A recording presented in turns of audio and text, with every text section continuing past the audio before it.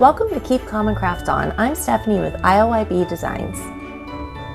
In this video, I'm sharing how I made my very own ornament display stand to showcase my Christmas ornaments for vendor events. I made everything with my Glowforge and Dollar Tree products, so no special woodworking tools are necessary.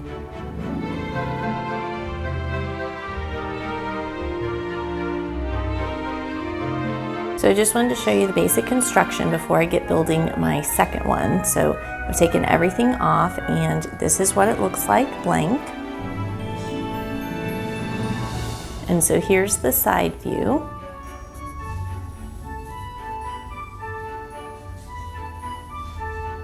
And you can see right here, this is where I had to glue the pieces together, the extender piece, to make it as long as I needed it. And then there's those are the boxes stacked together. Here are all of the things that I used to make my ornament display stand.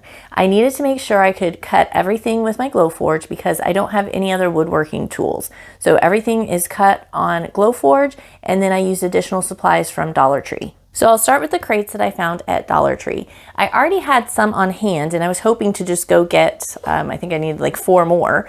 These are the ones I already had on hand, and turns out they were a lot bigger than the ones I actually found available in the store.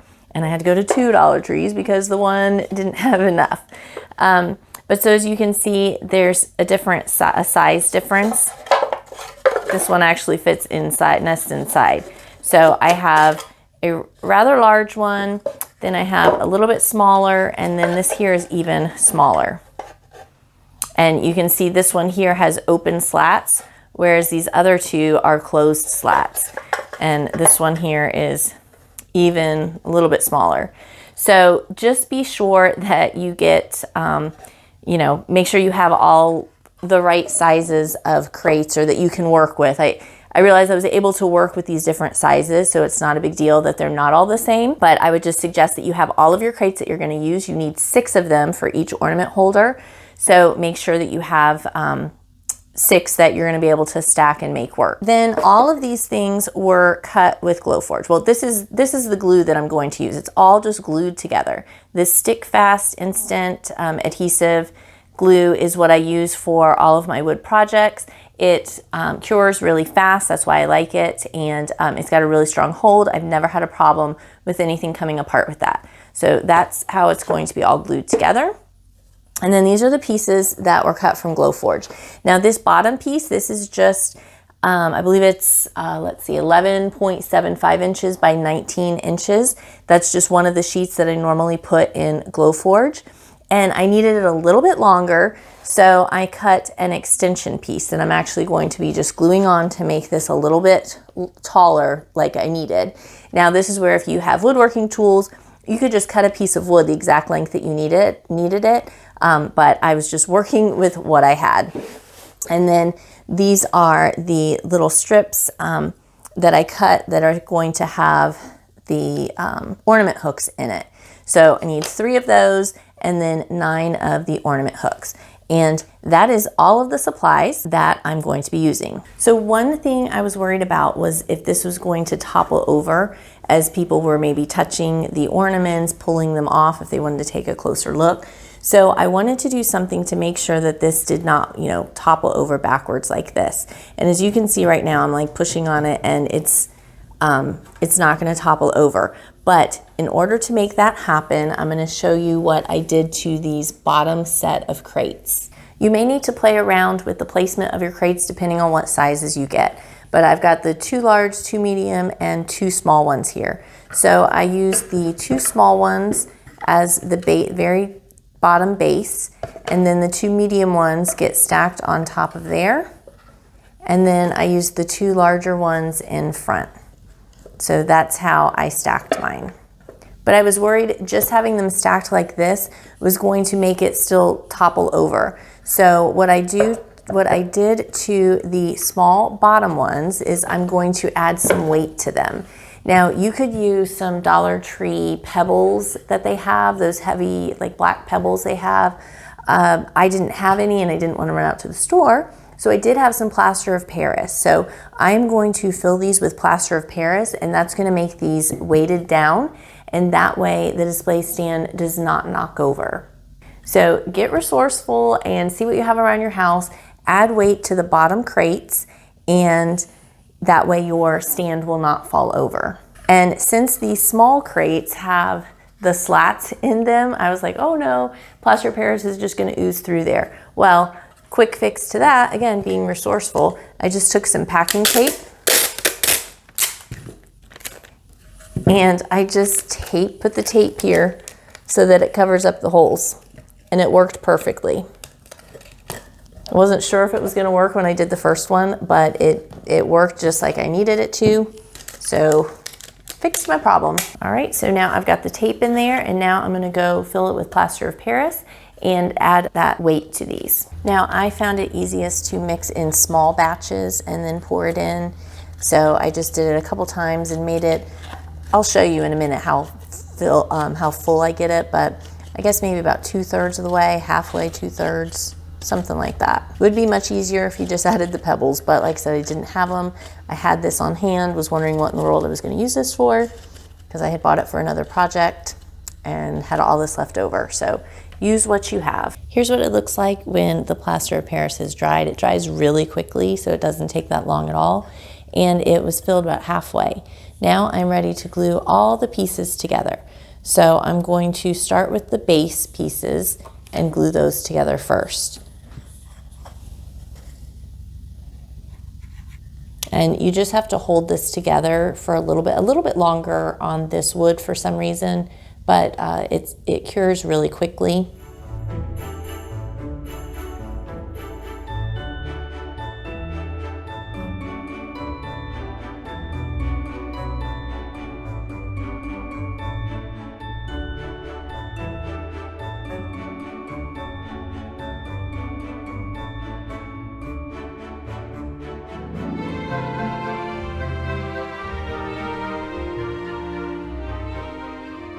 You may need to vary this next part depending on what you plan to hang on your display stand. I have all 3 of my ornament hook rows cut and assembled together.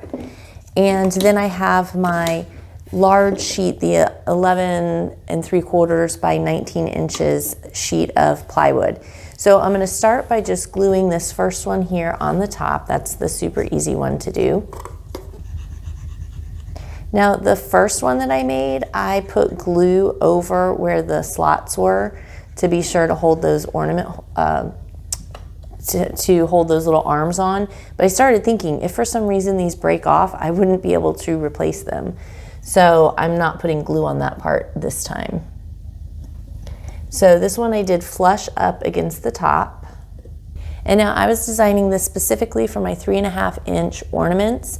So I wanted to make sure that I had them spaced appropriately. So I did do some measuring.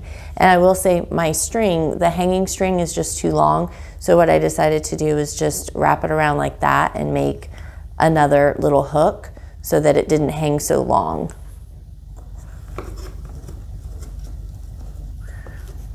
All right, and what I ended up doing to figure out how much space I needed in between, this is exactly what I did. I laid the ornament down and then I played around and looked to see how much space I wanted to have in between.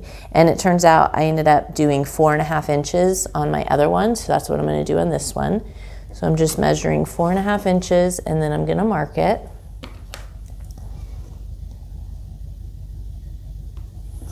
And mark it on both sides. And that will help me make sure I get it straight whenever I glue it down.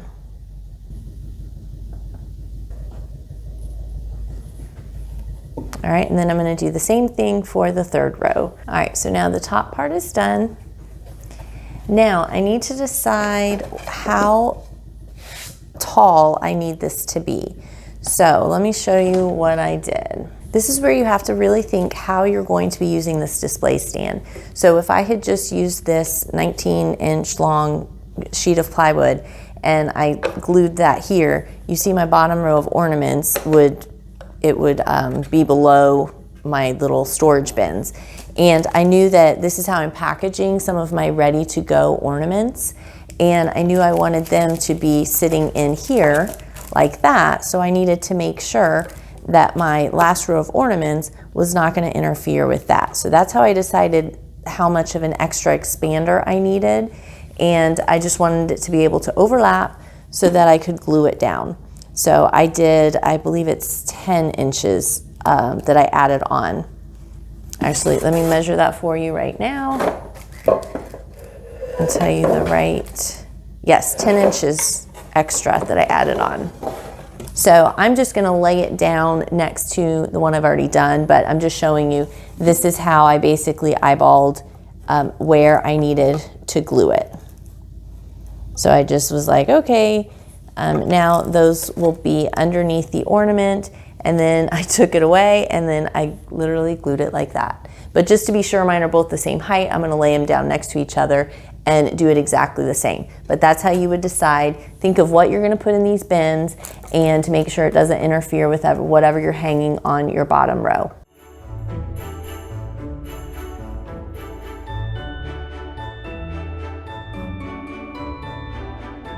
Now the only thing left is to glue the bottom stand to the backboard.